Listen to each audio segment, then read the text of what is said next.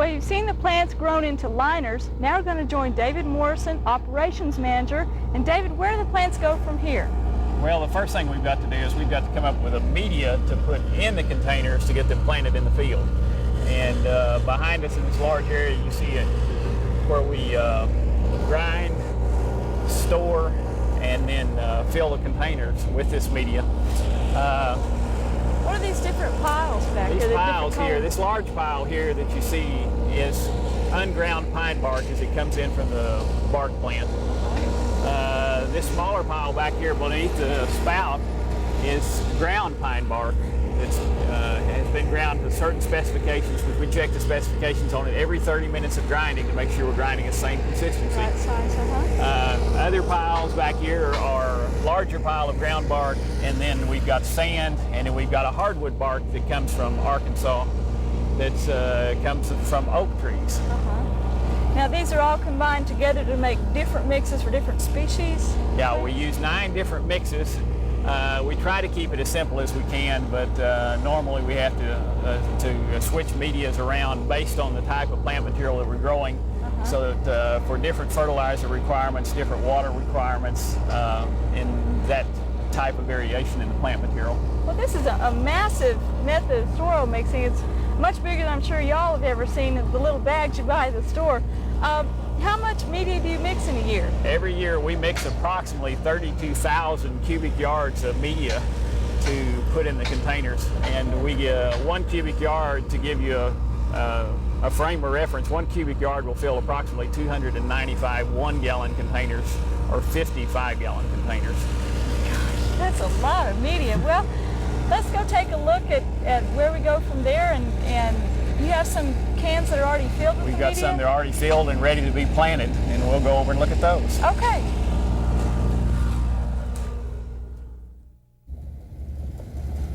Well, David, it looks like these pots have just been filled with media. What are you going to grow in them? These pots have been filled just so we can grow miniature roses in them. We'll plant the miniature roses probably in about another 2 weeks, and then grow them for all winter long in an overwintering house. It'll actually be an overwintering house built over this area right here. And we'll grow those through about Mother's Day, and then they'll all be sold and gone at that time. Okay, and, so they'll stay in these containers for one full... for just basically about 6 months, 6 to 8 months, so as long as they'll be here. Now, tell me about these junipers down here. Well, this is another step in our operation that we do with some varieties of plant material, and that is we shift plants from one container size to another to meet market demands. Some people like to buy a juniper in a 1-gallon. Some people like to have it in a 5, so that a certain percentage of the plants we do shift into a 5-gallon. So later this week, these will be later this week into these larger containers. They'll be.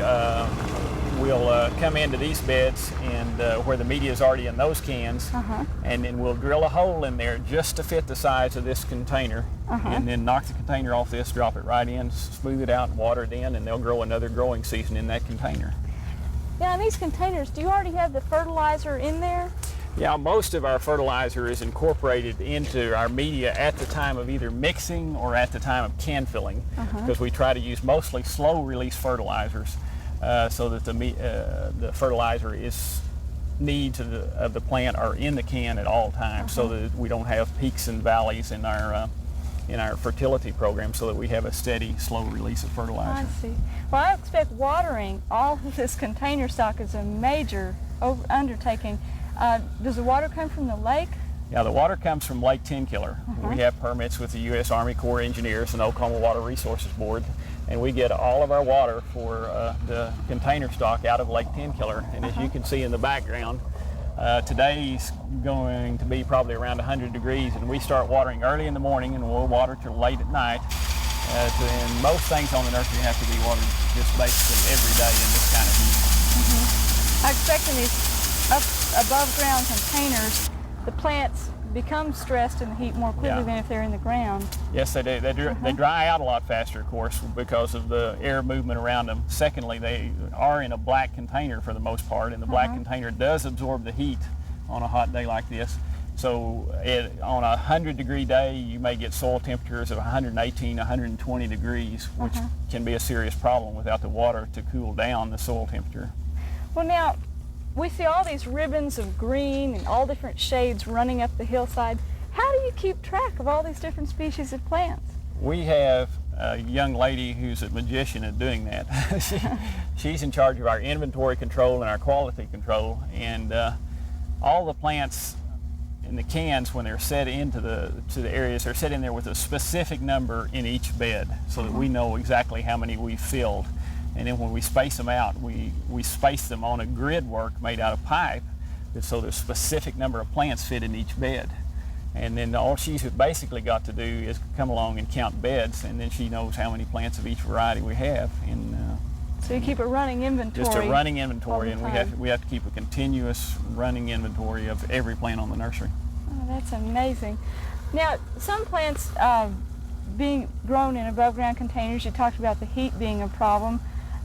These are all out in full sun. Do you grow some plants that need to be grown in the shade as well? Yeah, we grow quite a few northern broadleaf since we ship into 38 states. A lot of our plants are targeted for northern markets, and consequently those may require shade in our southern heat. And we've got a number of shade structures on the nursery that we basically grow under a 47% shade. And we've got about 15 or 16 of these big shade houses on the nursery that cover about 2 acres each. Could we go look at some of the plants in those? Sure, we can. Okay. David, how much sun does this shade cloth block out from the plants? See, this is a 47% shade cloth, and this is what we use in most of our growing areas. In our propagation area, we use a 60% shade cloth. I see. This is a lot of euonymus growing under here. How many plants are here? This is massive. Well, in each one of these beds, we have 516 plants. There's about 14,000 between here and the dogwood trees on the far end of the block. Good grief. That's an awful lot of plants to maintain.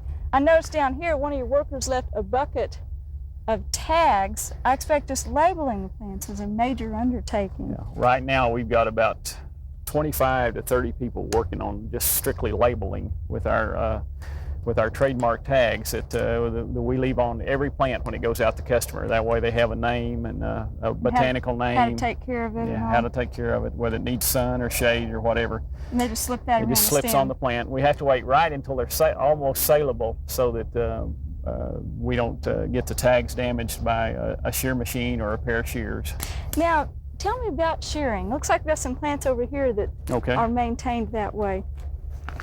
On the upright junipers like this, they take a tremendous amount of shearing to keep them in this form. You know, when they're in their younger stages, because otherwise they'll develop maybe a little crook in them or something, and we have to be able to ensure that we keep that out of them until they get to a pretty good size. And once they're fairly good sized, well, they'll pretty well maintain that shape. But as they're younger, we have to shear them probably 4 times each growing season. You said you have a machine that shears them? On this type of plant, we can't do that by machine. On a lot of other plants, like the euonymus that we were looking at earlier, we can use a machine on those. I guess that's like giving them a haircut. Yeah, over just there. like almost like a lawnmower that runs over them, but it's our own design, and it's kind of a homemade gadget. But there. now these, they have to, what are these? They use a pair of head shears, and we do that totally by hand. How many times, a plant like this, how many times does it have to be sheared before it's marketable? Oh goodness, it'll be sheared probably at least 8 times on an upright juniper. On the spreaders that are grown in between them, they'll probably only be sheared about 5 times out in the growing area. Well, tell me about this spacing pattern you have here. This is interesting. You've got the short and the tall together. Why is that? That's done mainly to increase the air circulation around the uprights and increase the light around them. So this way you get a fuller bottom on an upright juniper. If we grew them side by side, they would shade each other out. And this way it's more beneficial for the spreaders and more beneficial for the uprights too. It's kind of almost a symbiotic relationship there going. So. Oh, it makes a nice pattern too. Yeah, it makes a pretty picture. Well, now some plants I guess need some protection in the wintertime. How do you handle that? We handle it in a lot of different ways. Some plants get nothing. Some plants get grouped together. Some plants get grouped together with windbreaks made out of other plants that are hardier or windbreaks made out of straw. Other plants get a complete covering of straw, not just a windbreak, like our 5-gallon trees. They get covered completely into the bed. Mm-hmm. And then we have about 4 different types of overwintering type structures that we cover with plastic around the nursery. Is that these over here? Yeah, that is one type of overwintering house, Okay. and through that structure you can see a second type of overwintering house. And we have another structure that's an overwintering type house, shade house combination structure. And we have a portable structure like we put over the miniature roses that we talked about earlier. Uh-huh. Now, those are what, covered with plastic? Those are covered with plastic. I would think in the wintertime you'd probably have some disease problems in that cool humidity. Do you have to watch that pretty close? We have to watch it close, and we ventilate those houses as much as possible. It's not like a greenhouse growing operation where you have to keep a growing temperature in there year-round. What we do is we keep a living temperature, you might say, so that it stays cooler in there, and then we also, as a preventative measure, spray those houses with a fungicide about every other week. Mm-hmm. That'd be helpful. Well, these plants look to me like they're about ready to be shipped out. They have tags on them and everything. If a wholesale customer came to Greenleaf and filled out their order, what's the next step? How are these plants gotten to that customer? Probably the next step is getting his credit cleared. Yeah. That's usually the next step we take. Okay. And then what happens is the order is processed through the computer system. Mm-hmm. We come up with a set, once it clears the inventory and the computer says that plant is available for sale and is not sold out of our inventory, then the computer will print the order up. It will print out pulling tags, which in turn go to our shipping office, and the shipping office in turn will set up that load for a specific shipping date. Mm-hmm. And once we have a specific shipping date set up on that, then those pulling tags will go out into the field, and our order puller in turn will pull those orders, bring them to a staging area where they can be loaded on the trucks. So the workers bring the whole shipment down to a second area. Right. Can we go look at that area? Sure, we can look at it. Okay.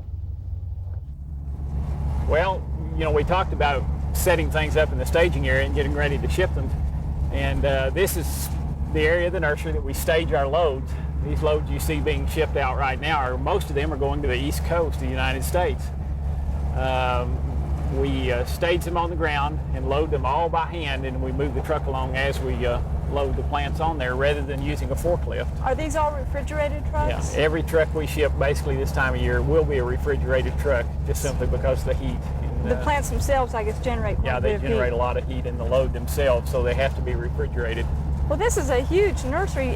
Where do you ship to? Right now we ship into 38 different states. We ship basically everywhere east of the Rocky Mountain area. We have, I believe it's 16 salesmen on the road that live in their territories that are selling plants for us. So they'll call in orders to you, and you make them up and then Right. ship them out again. Right.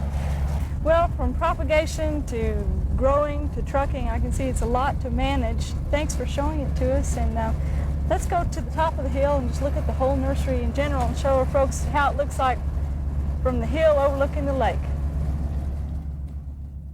Well, David, we started out the show way at the bottom of the hill. We've worked our way up here, and it looks like you're still growing. Yeah, right now, Sue, we're in the process of developing another 15 acres over here that we're going to be setting plants on. Uh-huh. Just as soon as we can get the irrigation main line into it, and as soon as we can get the drainage ditches into it. Well, now speaking of drainage, this is a very rolling terrain.